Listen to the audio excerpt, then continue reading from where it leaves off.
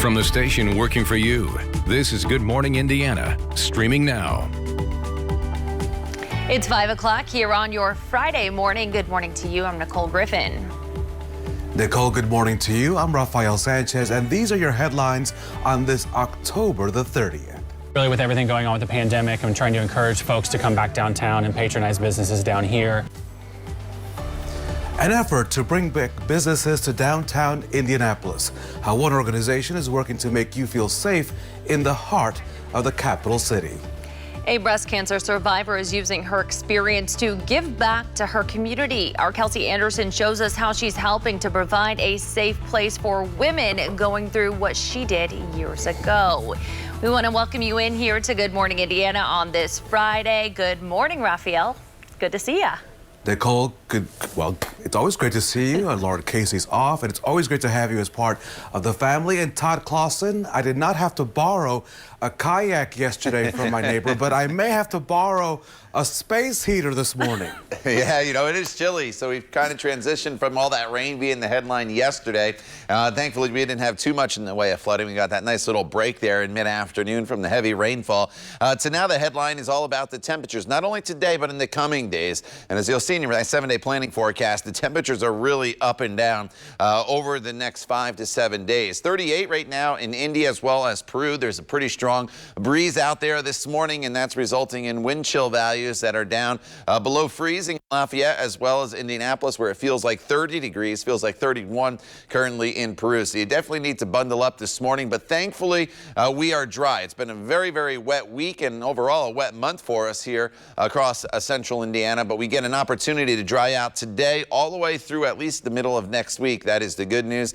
That's the last of the storm system moving off the east coast for us today here in central Indiana. A little bit of cloud cover this morning, and that'll have to burn off, but once it does, skies will be bright this afternoon with plenty of sunshine. 42 degrees by your noon hour. Your high temperature, though, today, Nicole, still very chilly, only in the mid to upper 40s. All right, Todd, thank you. Here's a live look outside this morning from our INDOT traffic camera at I-70 at Midhofer Road. Traffic is starting to pick up here in this area, but if you are coming in from the city's east side, there are no crashes or delays to slow you down. Nicole, new overnight, a young man died following gunfire on the city's northeast side. Police tell us the shooting happened around 2 this morning, this near 33rd and Ashland Drive. That's near 34th and Shadeland. Officers believe the victim is between 16 and 21 years old. They say that he ran into a neighboring yard after being shot. We're still waiting to learn more about the victim's identity. No word yet on a possible suspect. Metro Police are also investigating a shooting on the city's northeast side that left a woman and a teenage boy in critical condition. The shooting happened just before 7:40 last night at the Williamsburg North apartment complex. That's off 62nd Street between Allisonville Road and Binford Boulevard. Officers say IEMS arrived on scene and performed life-saving techniques on the woman before transporting her to the hospital. The teen was also taken to the hospital in critical condition. Police say they are not sure what led up to this shooting. This is normally a very quiet apartment complex. We don't receive very many police runs to this area. It's so important for witnesses to come forth if you were here in the area at the time of this situation. This morning, it is still unclear if the two victims are related. Officers are pleading with the community to come forward with any information that could help solve this crime. If you know something, you can leave an anonymous tip with Crime Stoppers. That number is 317-262-TIPS. So, Nicole, this is an effort to make you and others feel safer in downtown Indianapolis when you visit. The Indianapolis City Public Safety Foundation is partnering with IMPD to install more security cameras outside of businesses in the downtown area. The not-for-profit serves as a bridge between businesses and the city's public safety agencies. Newly installed cameras are part of the B-Link Indy initiative, which gives IMPD access to cameras outside of homes and businesses across the city. Officers will be able to watch the cameras live after receiving a 911 call from the area. Really, the perception of safety downtown is what we're dealing with right now. It's shown through the numbers that it's a very safe place, but we want people to feel comfortable coming back downtown. More details now. There will be about 15 camera views along Illinois and Georgia streets. Downtown Indy Inc. is helping pay for the installation of the cameras, which will then become the property of the 35 businesses that have shown interest in this program. The B-Link program is funded in part by $750,000 from the city and the Downtown Recovery Committee. Nicole? IMPD is making changes to the way officers respond to protests. The department has agreed not to use tear gas and other so-called riot control agents during peaceful protests. This comes about 5 months after unrest in downtown Indianapolis and is part of a lawsuit settlement with the ACLU of Indiana. The organization sued on behalf of the Indy 10 Black Lives Matter and 3 protesters, including Bree Robinson. She shared her experience at a virtual news conference on Thursday. There was a very large number of protesters by the city-county building, and I was probably in the middle of that group. And then all of a sudden, tear gas just began to get deployed, and flash grenades were being used. And we had no notice of what was going on at the front, but then tear gas continued to follow us as we ran away. Officers chased us down alleys to get us to leave, but we didn't even know what happened. Ken Falk with the ACLU says he hopes the agreement lifts up the rights of protesters so they are better protected in the future. We won't see the scenes of people who are kneeling in the street, clearly engaged in passive resistance, being sprayed, or people, as Bree indicated, being pursued as they're trying to leave, or people not getting notice. Or people marching in a street peacefully, but being gassed because the police do not want them to go to another direction. All that is addressed in this agreement.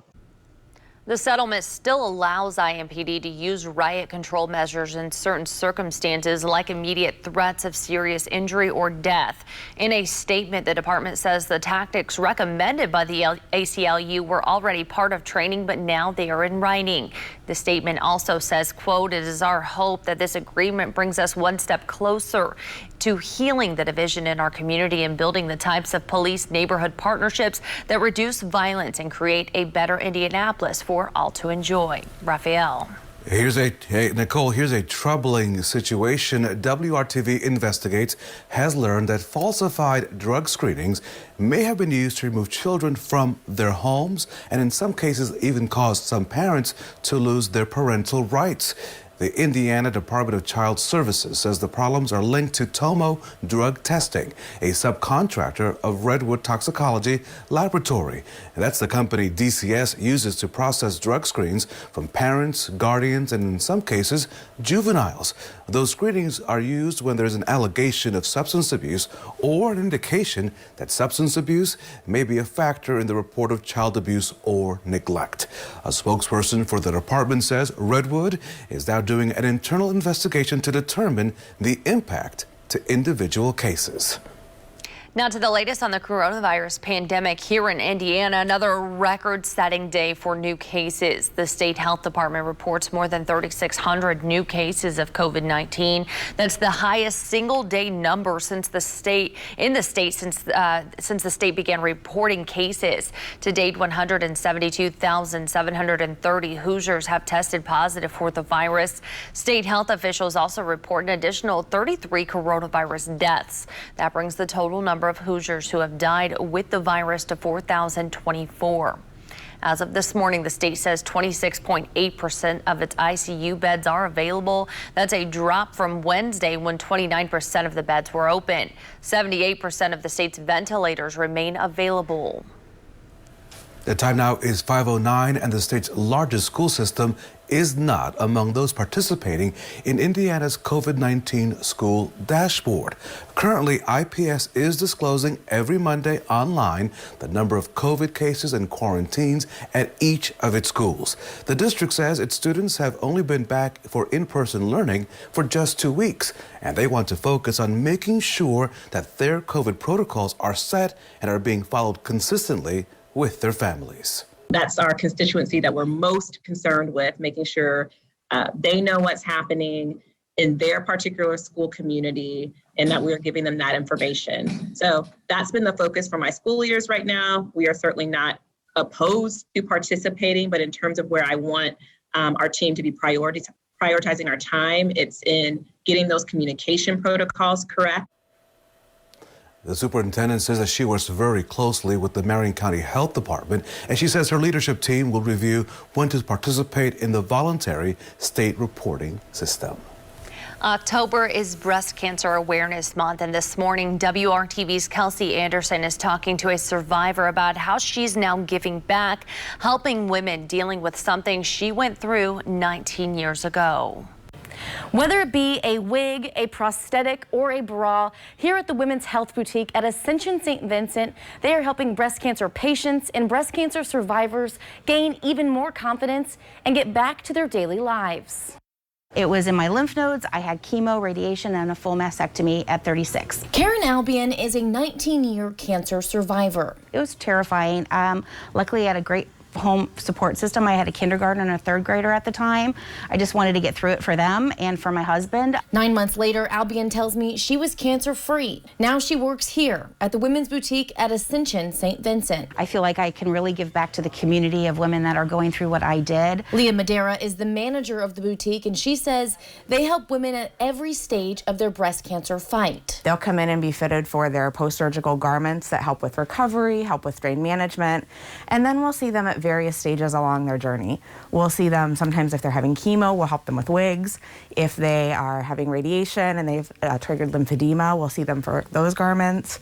We also see them then once they've finished their surgery, and we'll help fit them for mastectomy bras and prosthetics. Madera says they help more than 50 patients every month. One of the most common comments that we hear from women during a fitting is that they finally are able to feel like a woman again. As for Albion, she says the boutique is a safe place and something she wishes was around 19 years ago. I just feel like it's a safe place, especially if somebody has been through the same thing you have or has been trained to deal with that type of issue. And it would have meant the world to me had I had something that I could have turned to at the time. The items in this boutique are covered under durable medical equipment, meaning that they are covered by most insurances. Working for you, Kelsey Anderson, WRTV. All right, thank you there, Kelsey. As you walk out the door here this morning, you really need to bundle up, especially the kiddos as they head off to the bus stop, as temperatures in many locations are sitting in the upper 30s to low 40s. But that doesn't tell the whole story. There's a lot of wind out there this morning as well, and that's making you feel even colder. And that's why you probably need to have the hat and gloves. As the kids come home from school, we're in decent shape. We're looking at partly cloudy skies throughout the day today, but still well below normal with a temperature right around 46 degrees. Our average high this time of year is still 60 degrees. So 60 and sunny is not bad, but you can see over the course of the next couple days, it's going to get chilly. Tomorrow morning we start below freezing, but tomorrow afternoon isn't all that bad. But a cold front will come through late Saturday, early Sunday morning. Sunday is going to be a very windy and a very, very cold day for us. And then the temperatures do start to moderate back up into the 60s by election day and into the middle of next week. So kind of topsy-turvy here temperature-wise. I'll lay it all out for you in your 7-day planning forecast coming up in just a few minutes. Todd, thank you so much. Coming up, is Marion County prepared to run a clean and secure election? We're getting answers from Homeland Security officers. That's next, right here on this Friday morning on Good Morning Indiana.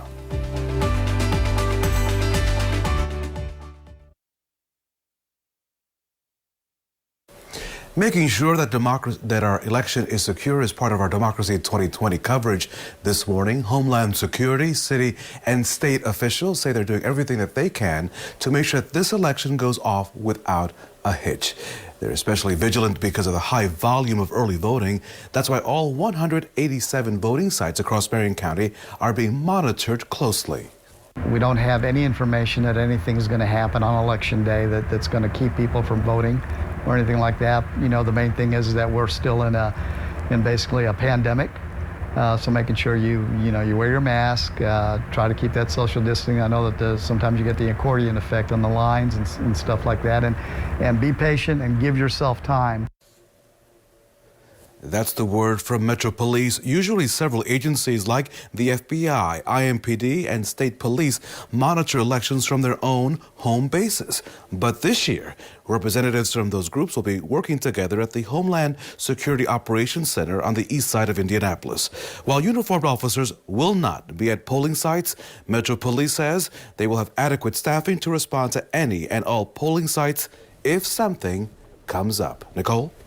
Zeta swept through the southeast, causing millions of power outages, and now it's having an impact on early voting. In Georgia, civil rights groups are asking the governor to extend hours at polling places today. Many opened late yesterday because of the deadly storm, and it's the last day for early voting there. In North Carolina, most polling sites didn't have to close for long, but were forced to operate on backup generators.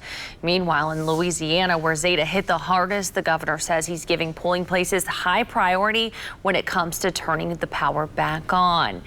And here at home, Todd, I think the big story today is just how chilly it is walking out the door. Yeah, and you're going to have to get used to these cold mornings as we go forward throughout the next couple of days, Nicole. Today is probably going to be the warmest morning that we have in a little while. Wait till you see Monday in my 7-day planning forecast. That's a little hint, and a hint you probably don't want to hear or see here eventually. All right, the headlines for today at least. This morning, it's a very chilly start. Wind chills are down in the 30s in most locations. There's a little bit of cloud cover to start the day, but it does turn into a bright but cool afternoon. We're partly cloudy by this afternoon, and then by this evening, we are looking at skies that are going to be mostly sunny all across the area.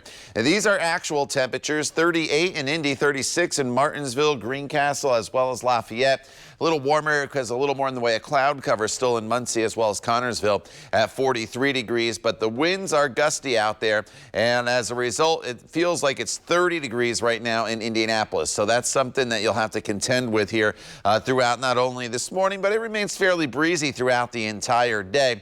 And that wind is out of the north-northwest. And the reason I point that out is for several reasons. One, it's going to prevent us from warming a whole lot throughout the day today, but also it may bring in just a few lake effect rain showers here in northern locations. I don't think it's a widespread issue for us, but for those of you that live in Lafayette, Logansport, Monticello, Peru, up in the Kokomo area, if you're traveling up in that direction for the weekend, just know that there will be the chance of a quick passing shower. Nothing more than that. It's not going to be anything prolonged. It's not going to cause puddles out there. If anything, it's just maybe going to wet the ground in spots, and that'll be just about it. Otherwise, partly cloudy skies today. The clouds that are still out there right now will move out, and you look back off to the west, and finally, it's very quiet, and this is going to be a nice stretch of weather for us here going forward, with temperatures that are going to be running up and down a little bit below normal for the most part, but at least it's going to be dry. Highs today: 48 in Frankfort, 46 in Logansport, 47 the high temperature in Indy, and as we slide further down to the south, should get up into the low 50s here from Spencer over to Seymour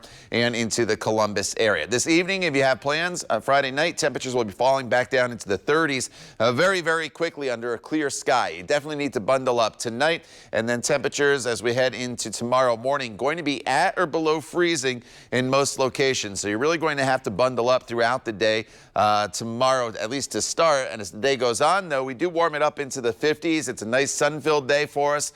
It becomes a little breezy, though, in the afternoon hours, so keep that in mind. And then we get to Sunday. Sunday, I want to highlight for you here in your 7-day planning forecast. You see all these lines with like the little hook, kind of looks like some fish hooks. That's the wind indicator with our graphics here, and it's going to be a very, very windy day. And I put the temperature at 42, and you ask, why is that lower than the low temperature? Well, the high on Sunday is actually going to be right at midnight, and then the temperatures by the afternoon hours will be in the 30s. So I kind of split the difference for you. Just know Sunday's not going to be very pleasant. It's not going to feature any precipitation, but it's going to be windy with falling temperatures. Monday, here's that little hint I was talking about you probably didn't want: 26 degrees. That's in the city. Outlying areas will be even colder. The good news is once we get past Monday, we do have a nice little warm-up heading our way with plenty of sunshine, including for Election Day. Nicole? All right, Todd, thank you. Here's a live look at I-70 at Washington Street on the city's west side this morning. If you are heading out to the airport or to Plainfield right now, there are no crashes or delays to slow you down. Raphael. Wishing for warmer days, Nicole. Next, we'll show you an image that will take you, hopefully, to a warmer time. And ahead on Good Morning Indiana, after pulling the plug on one of Eli Lilly's antibody studies, the government has struck a deal for promising results of another. Next at 5:30, details on the treatment.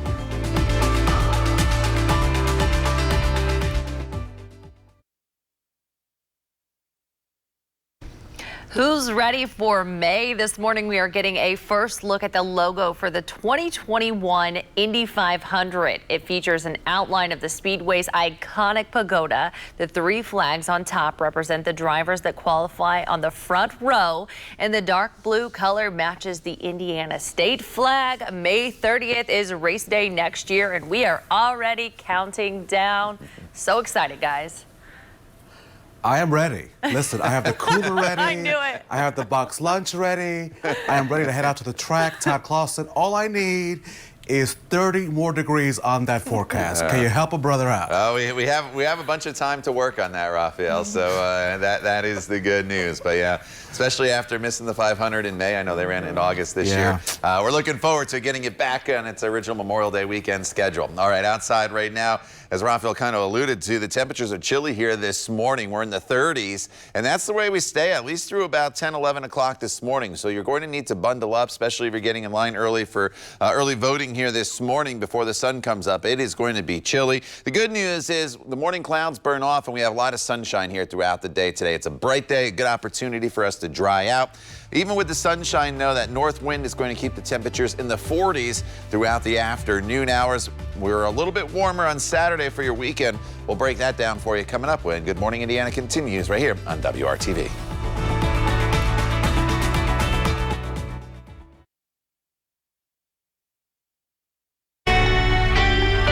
From the station working for you, this is Good Morning Indiana, streaming now.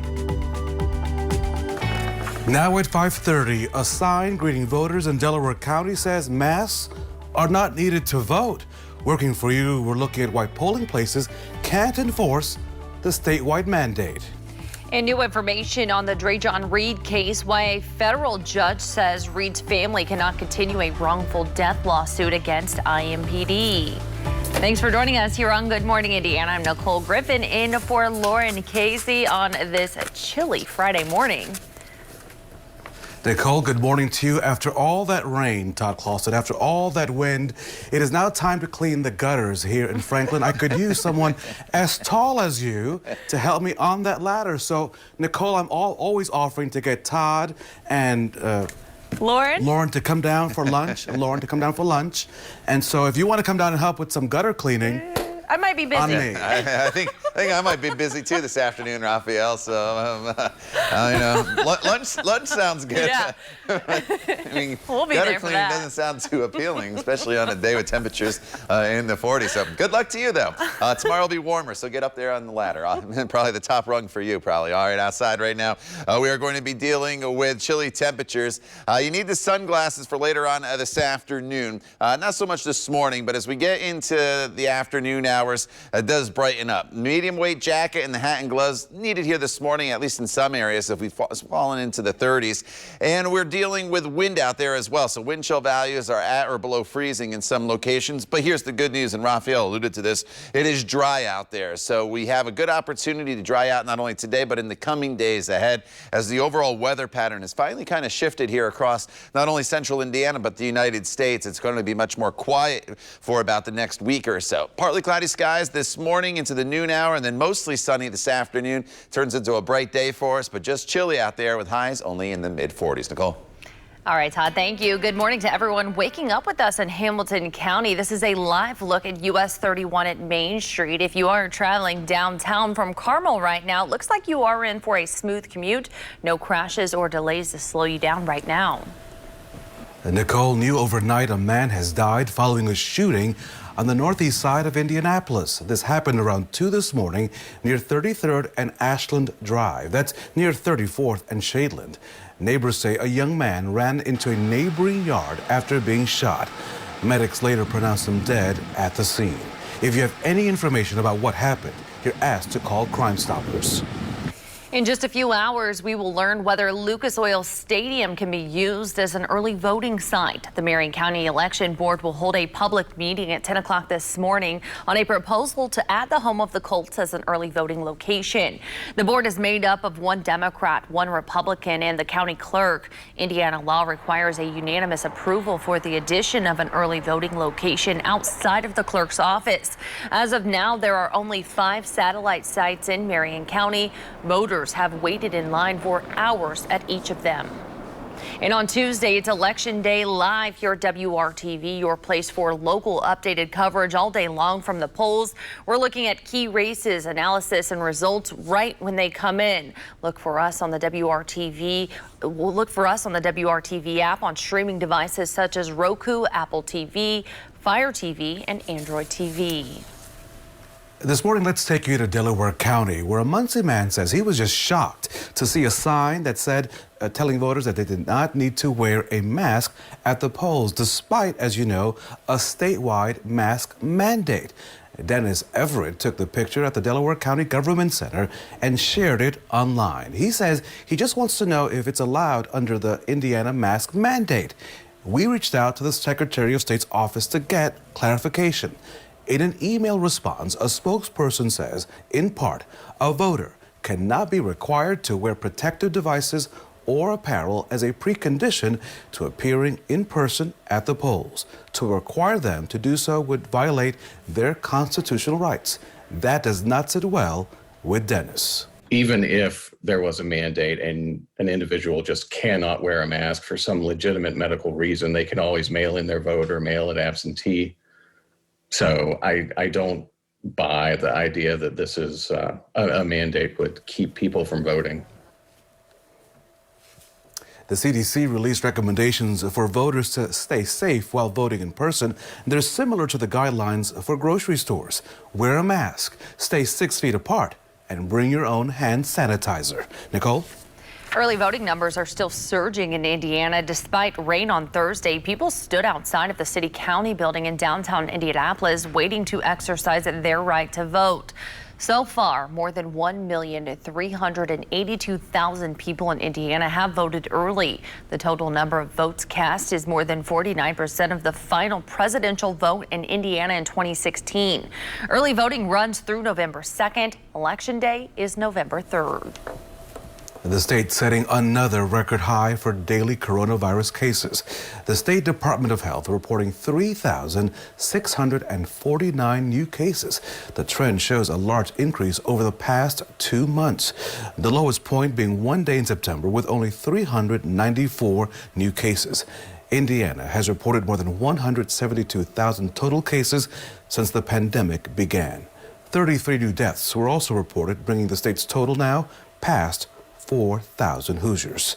With the increase in cases, hospitals are seeing more and more patients with the virus. Leaders with Community Health and IU Health believe the steady rise is due in part to pandemic fatigue and people not taking the same precautions they may have done so several months ago. Health leaders say they're tracing a lot of these new cases back to family gatherings. They say they're ready and able to take in more patients, but people need to do their part to prevent the spread as well. What I'm terrified about is the 2 weeks after Thanksgiving, because everybody desperately wants to be with each other, and you're going to have people either traveling into the state or out of the state, and you're going to be in contact with people that may not have quarantined. So I'm nervous throughout the country, but even our own hospitals, that from about 2 weeks after Thanksgiving. Here's a suggestion for you. If you do gather with family, you'll be asked to try to stay outdoors and wear a mask at all times. After pulling the plug on one of Eli Lilly's antibody studies, the government has struck a deal with the Indianapolis company for promising results of another. The antibody treatment didn't seem to work for people already hospitalized with COVID-19, but the treatment may be able to prevent hospitalizations. The federal government plans to distribute 300,000 doses to Americans at no cost. However, the deal is pending the FDA's approval of emergency use authorization. The agency is considering the same status for a similar drug made by Regeneron, which President Trump received as part of his COVID treatment. The time now is 5:38. A federal judge has removed IMPD from a wrongful death lawsuit related to the police shooting death of Dreon Reed. The judge ruled that the department is protected for lawsuits in this instance. The suit was filed by Reed's mother against 4 officers, IMPD, and the city. A Metro police officer shot Dreon Reed following a chase back on May the 6th on the city's north side. After pulling over, Reed led officer on a foot chase. Police report Reed fired a gun at Officer DeJour Mercer, that he returned fire, striking Reed multiple times. Family members have said evidence suggests that Reed did not point a weapon at the officer. Now, the claims remaining on this federal lawsuit include a claim for excessive force against Officer Mercer individually and against the city, a claim against the city for failure to train, a wrongful death claim against the city, IMPD Chief Randall Taylor, and Deputy Chief Kendall Adams, a battery claim against Officer Mercer and the city, and a claim for denial of medical care against Officer Mercer. Now, we did reach out to the Reed family attorney and their team, and we're still waiting to get a response this morning. Local artists who created the Black Lives Matter mural on Indiana Avenue are working to continue the conversation surrounding racial and social justice. Their work is now being featured in a new exhibition called 18 Black Lives Matter. All 18 artists have their artwork in the show at the Indianapolis Art Center. We talked to one of the artists about what she hopes people feel as they walk through the new exhibition. Whatever background you have or whatever stance you have, whether it's politically or race or anything, I think artwork just has a way of bringing out empathy, and that's what we really need in this world, is more empathy. And I think when people come to this exhibit, they are really going to be, I think, really moved by our work and our message. The exhibition is open now through early 2021. The Art Center, which is located on East 67th Street in Broad Ripple, is open 7 days a week and is free for the public. And Todd, may be a good idea to do something inside since it's so cold out. Yeah, that's a great space. I used to live right over there. I used to walk past there and walk around the grounds and inside all the time. So check it out if you're in the area. All right, it's going to be a good day, as Nicole mentioned, to be indoors. And tomorrow's a better day for Halloween. But then on Sunday, it's going to turn pretty nasty, honestly, across the area, as the temperatures are going to be up and down. So today we're up to about 46 degrees. Tomorrow for Halloween, 58 degrees, and then 42. But you notice this arrow on Sunday. It's pointing in that downward direction. So Sunday is just one of those days where temperatures are going to be falling throughout the entire day for us. And it all has to do with the winds. It's pretty breezy outside right now. This is current across the area. And as the day goes on today, the winds will die down. So it turns bright for us. The winds are calm and temperatures are in the 40s today. Notice tomorrow, with the timestamp here on Saturday, the winds go a little more southerly, but they pick back up throughout the day. So it does become breezy on Halloween, but because it's a southerly wind, that takes our temperatures up into the 50s. But Sunday turns extremely windy for us. We're talking about wind gusts that could be up to about 35, even 40 miles per hour. We start off in the 40s on Sunday with a west wind, but then once the front goes through and the winds turn northwesterly, temperatures on Sunday going to tumble very, very quickly. Wind chills probably going to be in the 20s. We'll detail the weekend forecast for you coming up in just a few minutes. Todd, thank you. October is Breast Cancer Awareness Month, and we're sharing a woman's story of survival. Coming up, what she is now doing to help others in their fight with the disease. And Hurricane Zeta sweeps across several states, still ahead. A look at the trail of destruction from Louisiana all the way to New York. And here's a live look this morning at I-69 at Cynthia Road in Hamilton County. If your commute brings you down I-69 to downtown, there are no crashes or delays to slow you down at this hour. You're watching Good Morning Indiana right here on WRTV. We'll be right back.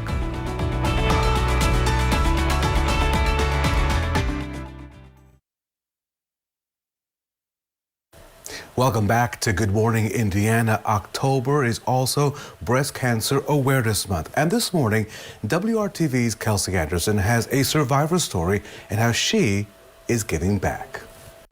Whether it be a wig, a prosthetic, or a bra, here at the Women's Health Boutique at Ascension St. Vincent, they are helping breast cancer patients and breast cancer survivors gain even more confidence and get back to their daily lives. Karen Albion works here at the Women's Health Boutique at Ascension St. Vincent in Carmel. Here they help women going through their breast cancer journey feel like themselves again. They have wigs, mastectomy bras, prosthetics, and anything a woman needs to feel like a woman again. Albion says the job she's had for 7 years is rewarding. It's gratifying, and I just am so thankful that I can help women get through their journey. There's times that I'm in a fitting room with a woman and I tell them that I've been through it and I'm a 19-year survivor, and they will cry and be so happy to hear that somebody like me survived, and they have hope then that they will survive it too. The boutique has been here for 13 years, and certified mastectomy fitters say they fight alongside more than 50 patients every single month. The items in this boutique are covered under durable medical equipment, meaning that they are covered by most insurances. Working for you, Kelsey Anderson, WRTV.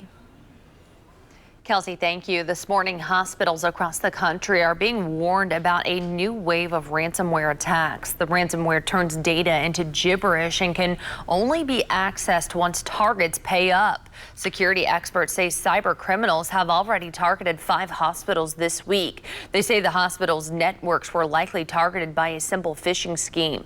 The U.S. has seen an increase in ransomware attacks over the past 18 months. Nicole, now to the extreme weather impacting a big chunk of the country. In the aftermath of Hurricane Zeta, nearly 2 million people are in the dark this morning, and the destruction really extends from the Gulf Coast all the way up to the East Coast. ABC's Elizabeth Schulze has the latest. This morning, the South reeling in the wake of Zeta. The powerful storm blamed for at least 6 deaths after making landfall as a Category 2 hurricane. It basically tore out a large chunk of the front of this mobile home, killing a man who was asleep. The 110-mile-per-hour winds toppling trees, downing power lines, and battering Louisiana. Roofs torn off buildings. This boat blown across dry land in the middle of the storm. Holy crap, they have to stop it! ABC's Rob Marciano got a first-hand look at the aftermath. Winds were so strong here, they were able to rip the roof right off this 2-story apartment building. As the storm moved east, Zeta brought over 8 feet of storm surge to Mississippi and destruction to Georgia. Streets across the state left washed out by rushing rivers like these, and now dangerous winds wreaking havoc in New York City. This crane spinning wildly, slamming into the building and flinging massive chunks of metal onto the streets below. And now more heavy rain and even snow is on the way. Elizabeth Schulze, ABC News, Washington. And thankfully, a much more quiet weather pattern is going to take shape not only here across central Indiana, but across much of the country, giving the Gulf Coast a break. The Northeast has had a lot of rainfall and snow as well. And here in central Indiana, we saw a lot of rain yesterday. It's still cloudy this morning, but you can see the city skyline. We're not dealing with any rainfall. We're not dealing with any visibility issues, just some chilly temperatures out there. 38 in Indy right now, but with this wind out of the northwest, it feels currently like 30 degrees. So you definitely need to bundle up a little bit if you're going to be out and about. 35 in Greencastle, 36 in Lafayette, where the temperatures are just slightly warmer. Temperatures are aided by some cloud cover that is still lingering off to the east, and I'll show you that in just a second. The trend throughout the day today will be for the clouds to decrease. That's the good news. But while the clouds are still present this morning and the sun isn't up, temperatures will be in the 30s. Eventually, we bounce up into the 40s later on this afternoon with plenty of sunshine. So it's a bright Friday for us. It's just a day that's going to feature a little bit of a chill in the air.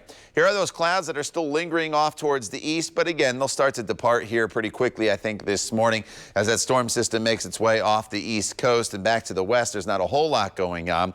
The one thing I will point out, though, for you, if you live in northern locations or you're heading into northern locations here on this Friday, just know that with the winds out of the north, there may be just a few lake effect rain showers that'll drift in off of Lake Michigan. If you see one, it's very quick, it's very brief, it's very light. It's not going to be like yesterday or a lot of rainfall rainfall heading your way. And as those winds start to die down this afternoon, that will become less and less of an issue as we go further and further into our day. This evening, in fact, it's going to be great for high school football. You're just going to need to bundle up. Those winds again will diminish. It's chilly, 39 degrees or 39 degrees rather by 9 p.m. with that clear sky.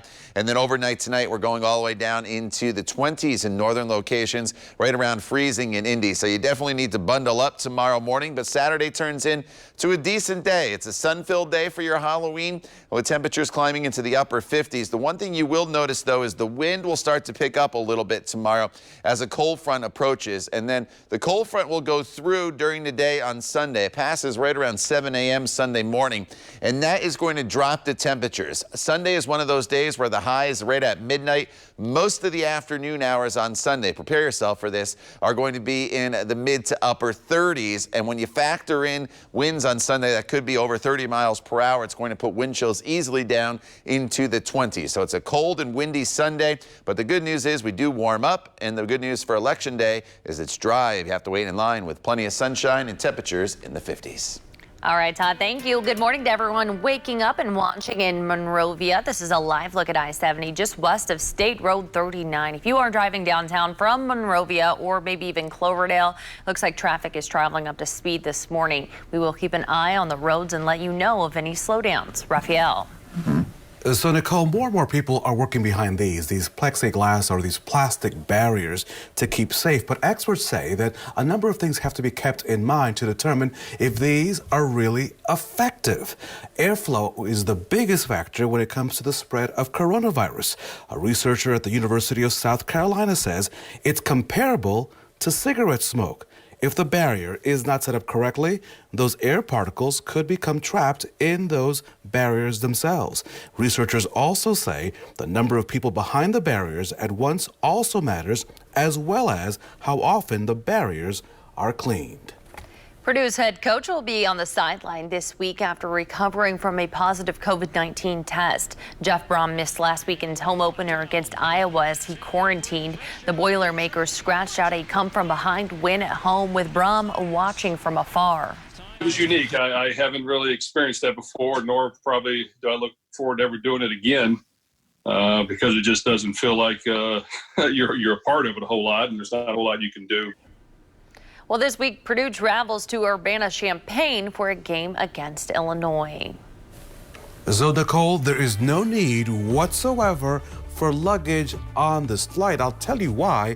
This mission will be bringing many, many beautiful, cuddly things to forever homes. You'll have to check this out.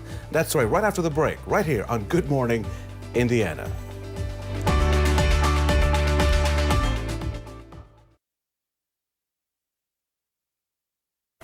Welcome back. Hundreds of shelter animals are flying on an airplane in hopes of finding forever homes.